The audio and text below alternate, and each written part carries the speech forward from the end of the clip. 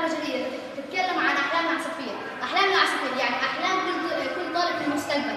اشرح حابب يطلع في المستقبل. تعرف أول طالب؟ السلام عليكم. وعليكم السلام. كيف حالك؟ الحمد لله. إيش اسمك؟ يحيى خالد. إيش حابب تطلع في المستقبل؟ حابب أكون عالم أطفال. طيب ليش اخترت هذه الفكرة هذا المجال؟ لأنها بتعرفنا على الماضي الفلسطيني وعلى حضارة العريقة الفلسطينية. طيب في واحد عزيز على قلبك حابب يطلع زي المعلم؟ لا. طيب نتمنى لكم التوفيق ونحل الله يوفقكم.